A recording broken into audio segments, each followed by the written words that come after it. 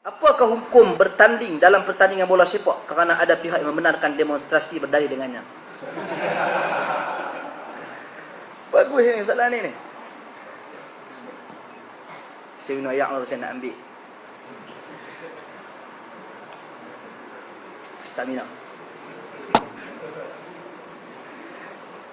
Pertandingan bola sepak, tuan-tuan dan puan sekalian, pertandingan bola sepak, asal bola sepak ni siapa dia buat? Pertandingan bola sepak ni siapa dia buat? Kita cerita hak asal. Siapa dia? Golongan kufar. Yang mana dengan pertandingan bola sepak ini mereka telah melakukan apa? Perpecahan di kalangan manusia secara keseluruhannya. Berkelahi pasal bola sepak. Bergaduh pasal bola sepak. Apatah lagi kalau Piala Dunia. Duk tak duk, kita hak negara hak tak layak masuk Piala Dunia pun bercerai laki bini. Pasal apa? Laki sokong England, bini dia sokong Brazil. England kalah, bini dia ejek. Aku talak hang tiga. Berlaku apa? Berlaku. Piala Dunia tahun 2006, saya di Jordan masa tu. Dekat dengan universiti saya, siapa yang pernah belajar di Jordan? Universiti Yarmouk, University of Yarmouk. Depan universiti tu ada macam satu bandar pekan kecil, pekan Irbid dia panggil. Jadi dia ada satu roundabout. Setiap hari yang Piala Dunia, setiap hari mereka akan pasang skrin besar depan roundabout tu, dan keliling roundabout tu dia ada kedai makan Arab yang ada shisha semua ni. Arab duduk situ. Sampai malam perlawanan yang terakhir tahun tu antara Itali dengan Perancis. Saya keluar berjalan kat luar.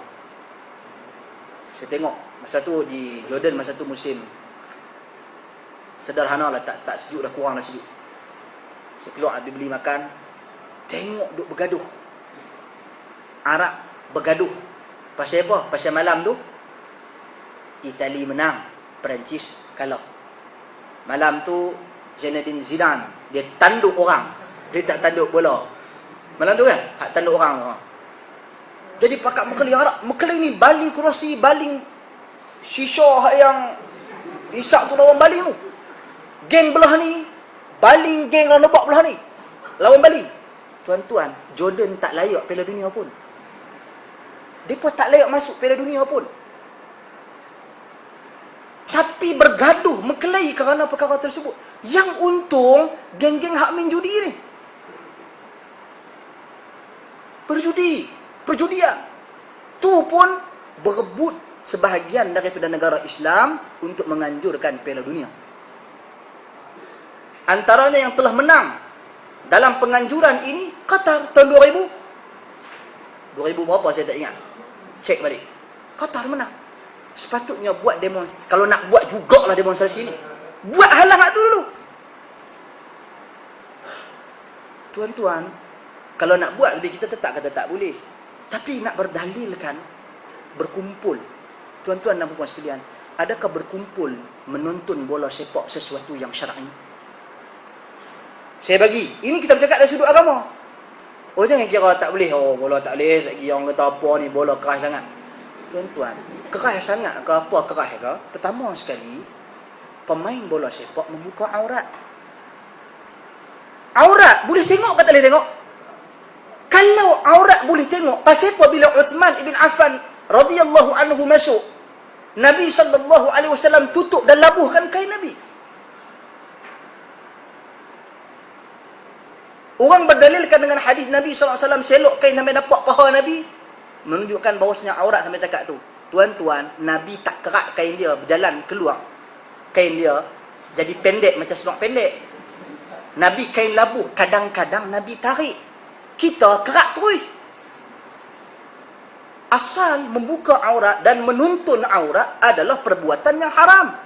Sebab itu antara hak-hak jalan yang Nabi SAW perintahkan kita untuk tunaikan adalah ghaddul basar, jaga mata pandangan. Tak kira aurat lelaki, tak kira apatah lagi aurat perempuan. Itu satu. Kedua, yang pergi ke stadium lelaki perempuan bercampur, ikhtilat. Macam mana ni? Perempuan macam jenis cakap ikut suka. Lagi yang pergi ke stadium, akhlak macam mana? Dulu masa muda-muda dulu kita pergi stadium tak? Bukan macam apa, pasal kawan main. Kawan main dan kawan juga adalah jurulatih. Jadi dia bagi tiket free kita pun pergi. Pergi nak tengok ni macam mana, stadium mana nak pergi. Pergi tu saya tengok ada seorang pakcik bawa ayak mineral, botol ayak mineral. Boleh? 12. Saya besar tu. Sorry, bukan 12, 6. Hak yang bukan besar, spritzer hak besar tu. 6. Ui, banyaknya pakcik ni minum. Tuan-tuan, dia bukan buat minum. Balik masuk dalam badan. Ini saya tak bercakap kat tempat lain. Kita bercakap kat Perlis je. Kau apa ni tak kerti main dah. Syuk, balik. Tu dia lah. Yang duk maki hamun, yang mulut hepiak ni tak tahu nak habang. Sangat banyak. Sangat banyak. Tuan-tuan, adakah perhimpunan-perhimpunan seperti ini syar'i? Sudah semestinya ia bukan merupakan perhimpunan yang syar'i. Dengan bergendang, dengan melompat hayun. Kita bercakap dah sudut Islam. Dan umat Islam kena dengar benda ni. Kalau hampa tak terima, ikut suka hampa. Tapi kita telah menyampaikan sesuatu yang terdapat di dalam agama ni. Ini Islami. Kadang-kadang ada orang dia kata macam ni. Tengok ada dua fatwa yang berbeza. Satu fatwa kata, tak boleh. Sebab sekian. Satu lagi kata, boleh dengan syarat. Boleh kita tengok bola sepak di stadium ni, tetapi dengan syarat. Pertama, kedua, ketiga, keempat. Tuan-tuan dan puan sekalian, orang tak tengok syarat dah. Orang ambil, boleh. Macam pucuk-pucuk lah. Pucuk-pucuk, tuan-tuan dan puan sekalian, kalau kita keluarkan fatwa, pucuk-pucuk boleh, tetapi dengan syarat. Ada orang nak highlight syarat kita? Tak ada. Tapi kalau kita keluarkan kenyataan seperti pucuk-pucuk haram disebabkan sekian. Bola sepak haram disebabkan sekian. Yakni menonton bola sepak di stadium hukumnya haram disebabkan sekian. Ini sepatutnya yang dipegang oleh orang awam. Sebab orang awam mereka bertindak jahil. Dia pegang guna dalil ni. Tu orang nak pergi demonstrasi tiap-tiap minggu, pergi tengok bola. Demonstrasi. Tuan-tuan, sekarang ni kita bercakap tentang demonstrasi ni daripada pelbagai sudut. Dari sudut tujuan dilaksanakan demonstrasi, dari sudut cara dan etika dalam menasihati pemerintah, dari sudut perhimpunan-perhimpunan yang terlarang, dari sudut akhlak, dari sudut etika, dari sudut percampuran lelaki dan perempuan. Kesemua benda ni perlu dilengkapkan. Ada orang kata, kita ni dah kita duduk dalam negara demokrasi, kita kena terima lah. Demonstrasi adalah sebahagian daripada demokrasi. Dia package kita kena ambil package ni. Tuan-tuan, saya suka bagi contoh babi. Khinzir, minta maaf, khinzir. Bismillah. Sebab babi sensitif. Khinzir masuklah hutan, lapang sangat, tak ada makanan lain melainkan ada khinzir saja. Kita pun tangkap, makan. Lepas tu tuan-tuan dan puan sekalian, dah kebetulan dah kita dalam keadaan yang lapang juga, lalu anjing. Balon pula anjing tu. Pasal apa? Masuk package. Tuan-tuan, tak boleh kira masuk package lagu tu. Dah balon babi, contohnya balon khinzir tu, dah cukup dah untuk mengenyangkan kita dan menyebabkan kita dah okey dah, perut kita dah boleh tahan, buat balik semua. Pasal apa? Masuk package. Tuan-tuan, tak boleh lagu tu. Ad-darurah tuqaddar bi qadariha. Darurat itu ditentukan dengan kadar darurat tersebut. Duduk dalam sistem, tuan-tuan, sebagai umat Islam yang beriman kepada Allah dan Rasul, bolehkah redha dengan sistem demokrasi? tak boleh redha. Sistem demokrasi bukan sistem Islam. Sistem Islam meletakkan Al-Quran dan Sunnah di atas dan teratas. Sistem demokrasi meletakkan suara pilihan kalian semua, pilihan semua manusia. Hang nak pilih apa? Hampa nak buat hukum Islam ke tidak? Kami tak mau. Okey, tak buat. Itu adalah demokrasi. Lain, tak boleh. Jadi dekat mana lubang-lubang hak mampu kita tampung, seperti demonstrasi. Mampu tampung, jangan duk buat. Jangan duk biar orang cakap sesuka hati. Kita kena nasihat. Kita kena pesan agar orang meninggalkan perbuatan-perbuatan seperti ini. Sebab apa? Sebab kita berhadapan dengan orang muda, anak-anak muda yang kadang-kadang mengikut emosi mereka. Sebab apa? Sebab orang tua hak ajak lagu tu. Jadi ini problem dia. Jadi kita duduk dalam demokrasi, tuan-tuan dan puan sekalian. Satu sistem yang umat Islam semua kena tahu, ia bukan sistem Islam. Keberadaan kita dalam sistem ini adalah kerana darurat, terpaksa kita dah ada. Bila kita dah ada, kita bukan redai, kita bukan sukai, kita bukan cintai sistem ni. Kita tak suka sistem ni. Sebab umat Islam semua wajib nak kepada sistem Islam.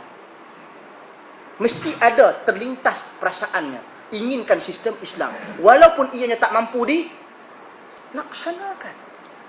Mesti kena ada keinginan tu, kena ada.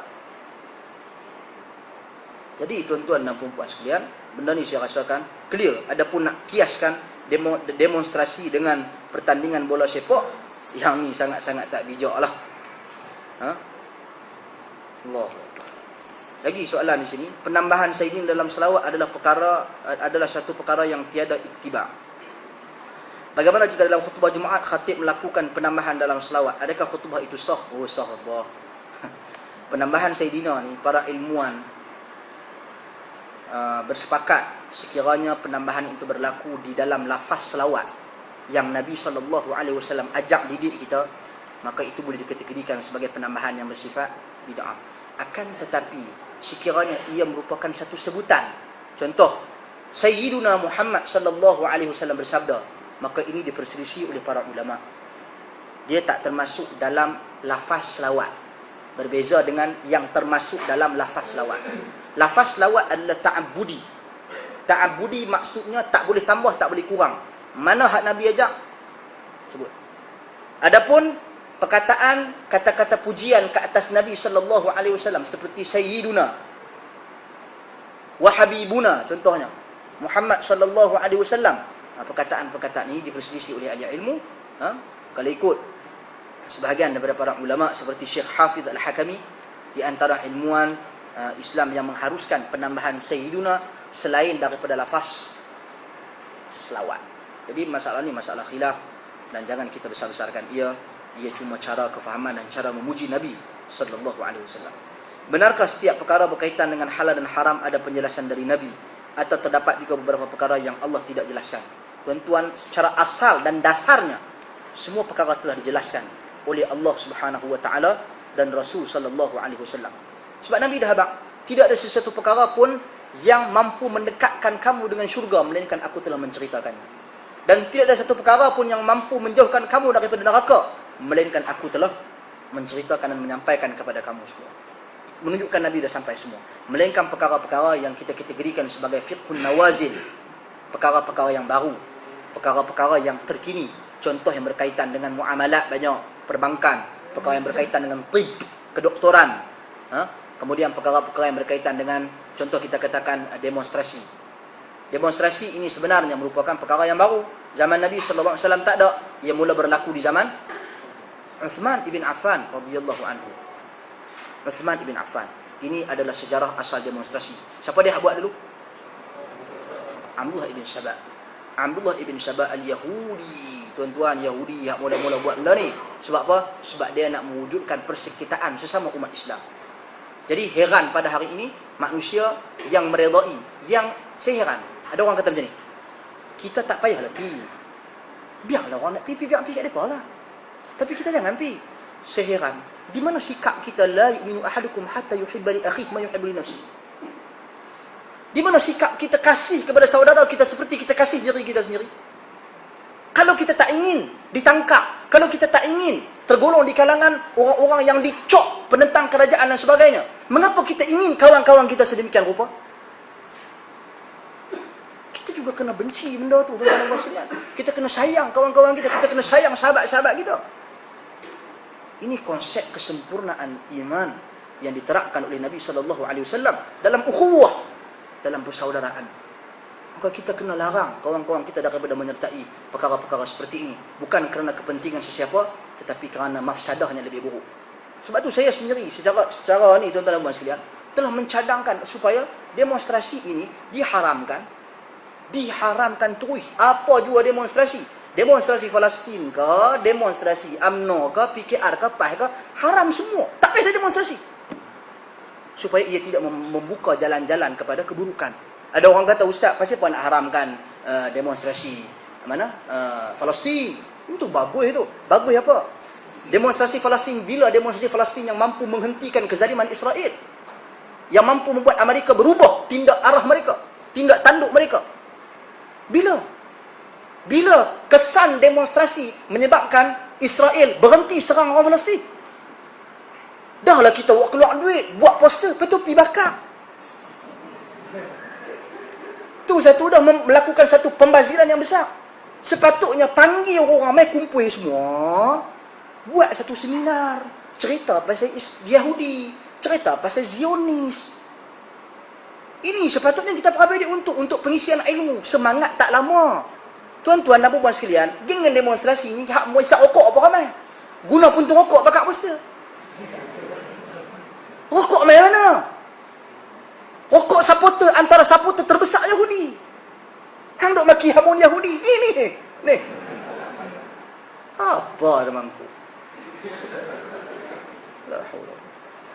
Wallahu a'lam. Assalamualaikum warahmatullahi wabarakatuh. Assalamualaikum. Ustaz, dalam hadis Rasulullah SAW memang jelas tentang kaedah yang Rasulullah ajar tentang cara dan kaedah untuk bermuamalah dengan pemerintah. Tapi bila situasi fitnah ni berlaku, kita menjelaskan tentang kaedah yang Nabi ajar untuk bermuamalah dengan pemerintah ini ditentang oleh sahabat-sahabat kita dan orang-orang yang di luar sana dengan kaedah yang pertama tidak sesuai dengan wakil. Kemudian mereka menggunakan kaedah hukum asal dalam perkara muamalah itu adalah harus. Kemudian ada dalil yang mengatakan demonstrasi ini haram. Jadi mungkin Ustaz boleh komen tentang syubhat. Bismillah. Tuan-tuan dan puan sekalian.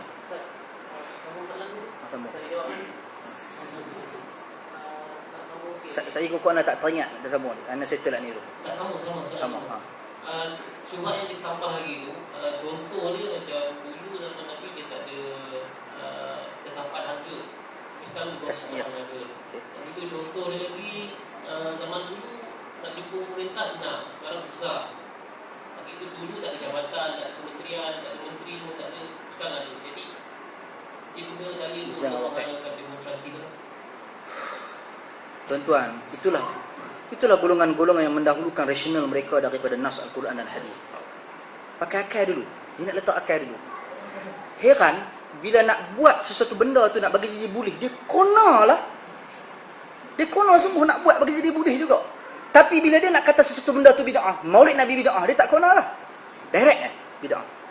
Mengapa tak bila orang berhujah tak sesuai dengan waqi', kita negara Malaysia mencintai Nabi, kita tak ada orang pelampau-pelampau dalam Maulid Nabi seperti negara-negara sekian.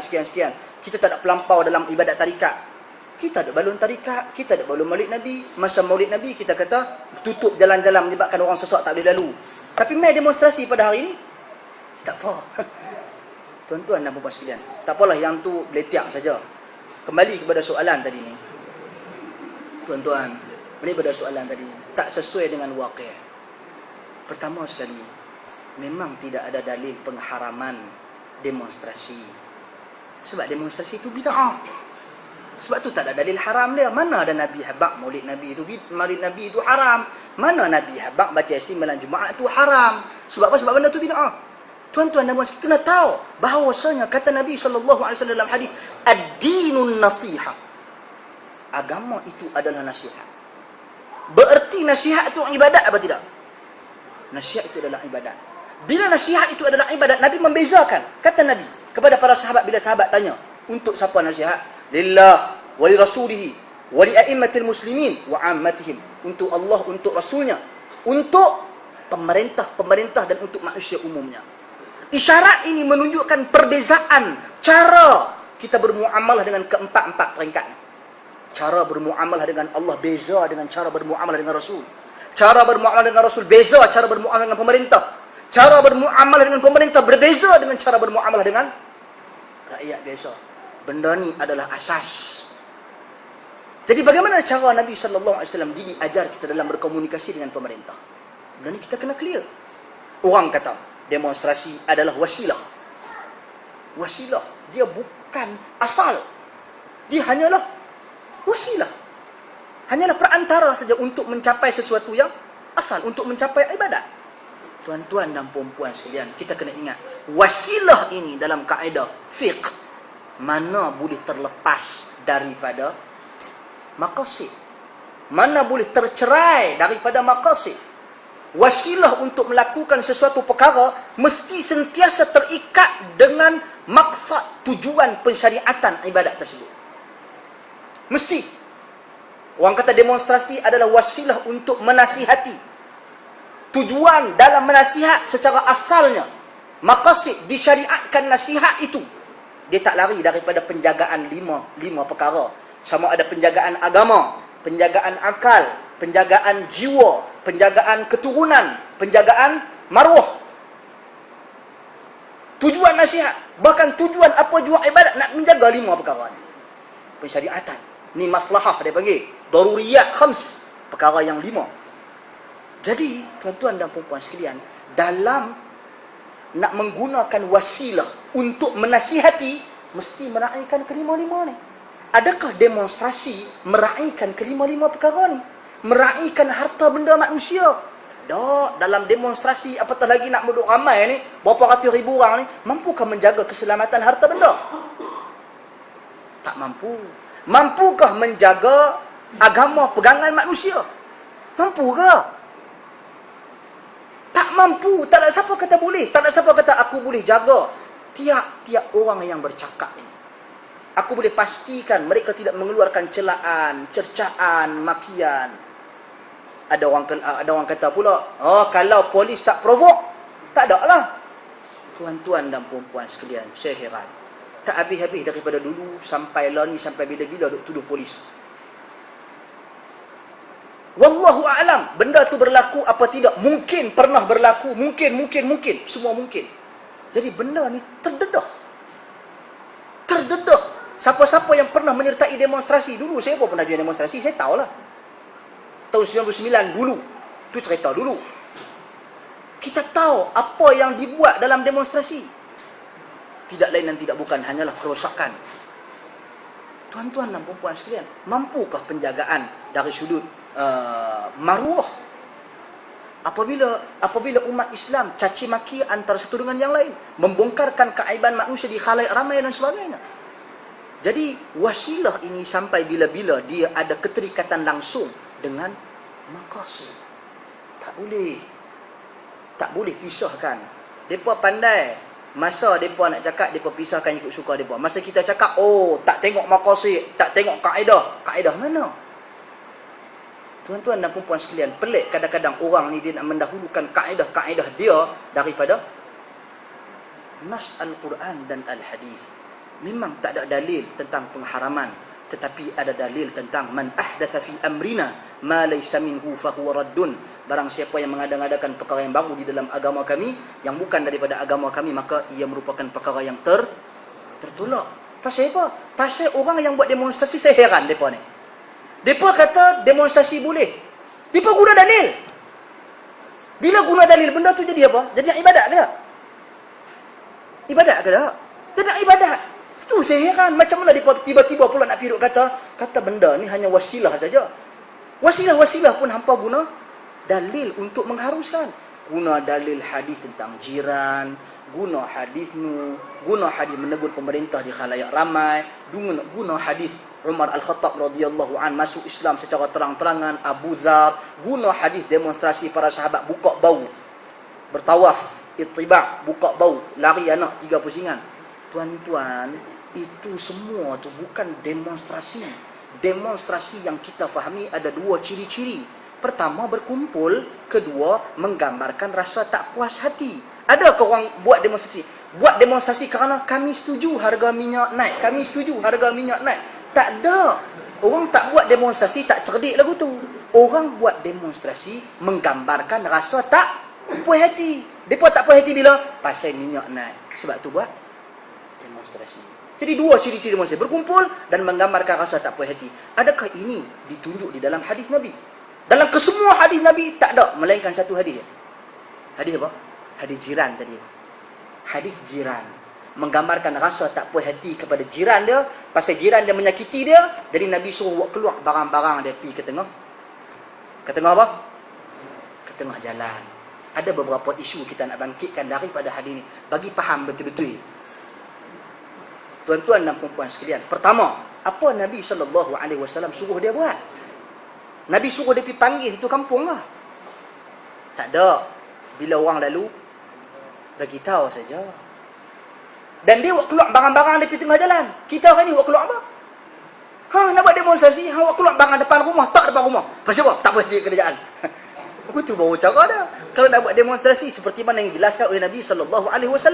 Tiap-tiap rumah keluar barang. Lah ni orang tak larat nak keluar barang. Pasal apa? Pasal banjir tiap-tiap tahun. Tak larat buat keluar, buat masuk. Buat keluar, buat masuk. Tuan-tuan dan puan sekalian, benda ni kita kena jelas. Kaedah praktik benda tu kita duk cerita kat orang. Solat kita tak boleh solat ikut suka. Kita kena ikut solat Nabi. Cara pendetilan solat, angkat tangan macam ni, angkat tangan macam ni.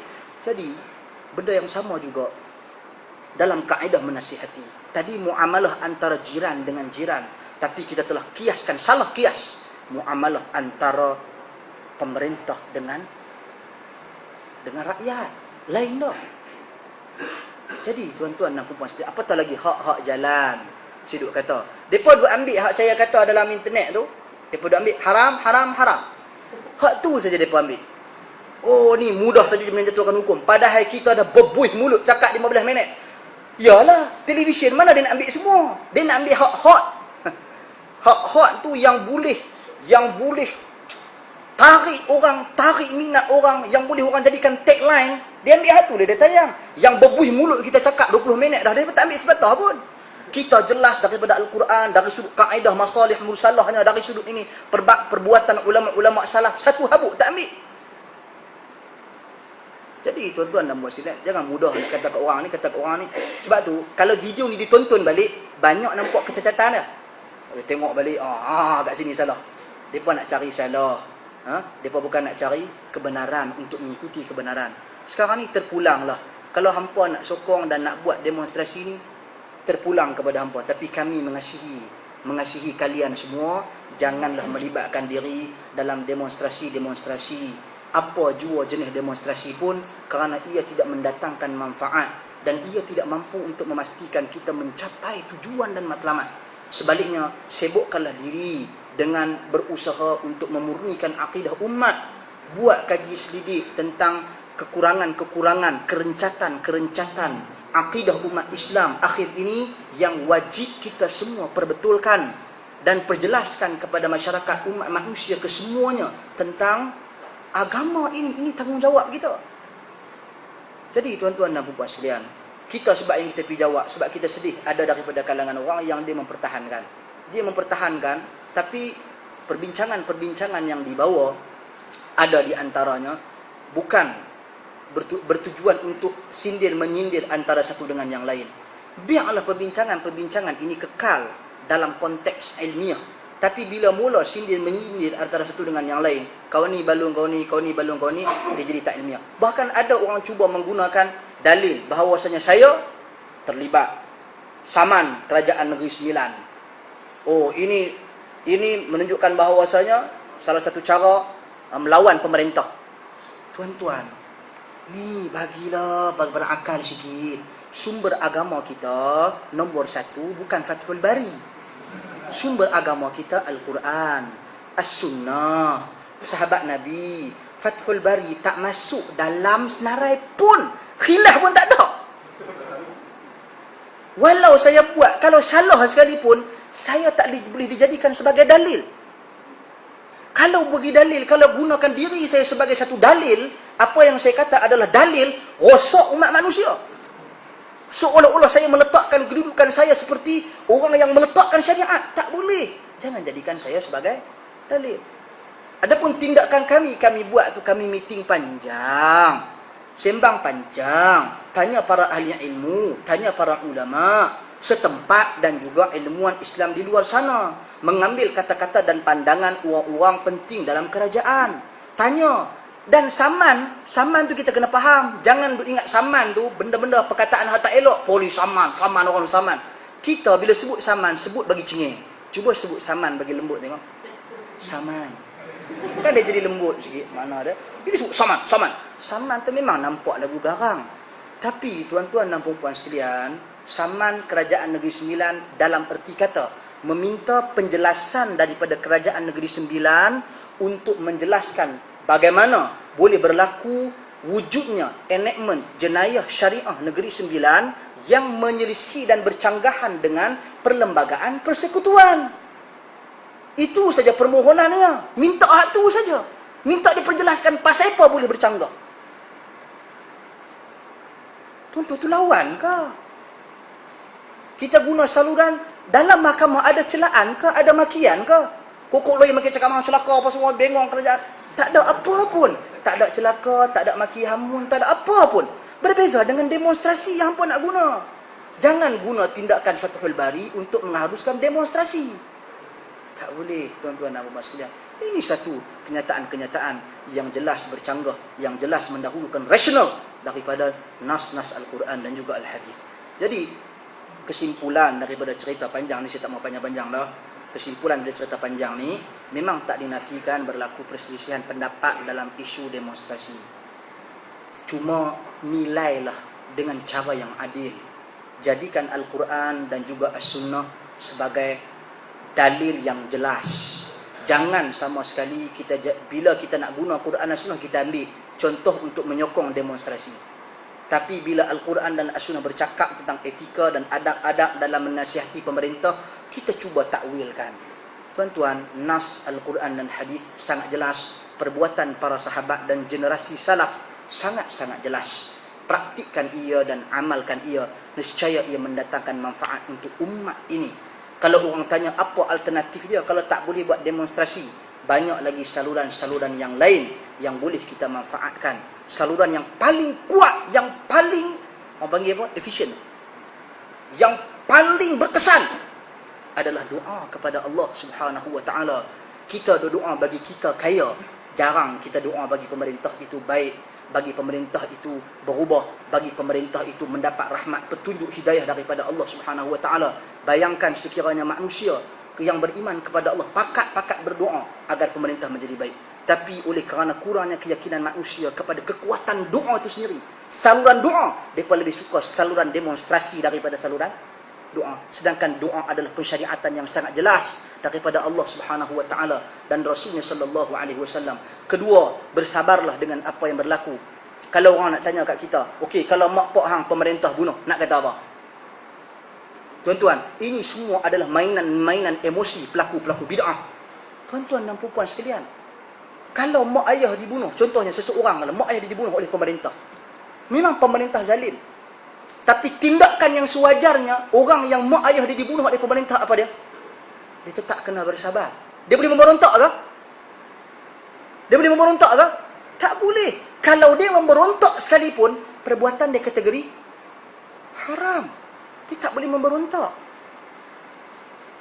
Ini adalah syariat, tuan-tuan dan puan sekalian. Ini adalah agama. Kita tengok Ibn Abbas radhiyallahu anhuma dalam peristiwa Al-Hajjaj bin Yusuf yang sangat zalim. Hajjaj bin Yusuf sangat zalim. Tuan-tuan dan puan sekalian, bagaimana Al-Husain Ibn Ali keluar daripada pemerintahan Hajjaj, dia pergi nak menuju ke Kufah. Sebelum dia pergi, siapa jumpa dia? Ibn Abbas radhiyallahu anhuma. Kalau ikutkan emosi Ibn Abbas, nak duduk lagi ke di bawah pemerintahan Hajjaj?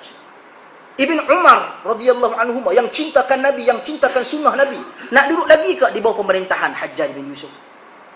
Tak mau. Tapi mereka sahabat Nabi tidak mengikut emosi. Jadi jangan kita gunakan emosi untuk mengharuskan tindakan-tindakan manusia. kembalilah kepada syariat. Dan jangan jadi tindakan manusia sebagai satu dalil tetap dalil, dan ia tidak akan berubah walaupun berubahnya seseorang manusia dan makhluk itu. Wallahu a'lam. Jadi saya cukup dulu setakat tu. Kesimpulannya, jangan duk berkelahi. Wallahu a'lam. Terlebih terkurang saya terkasak bahasa, saya mohon maaf. Subhanakallahumma bihamdik, asyhadu an la ilaha illa anta, astaghfiruka wa atubu ilaik. Assalamualaikum warahmatullahi wabarakatuh.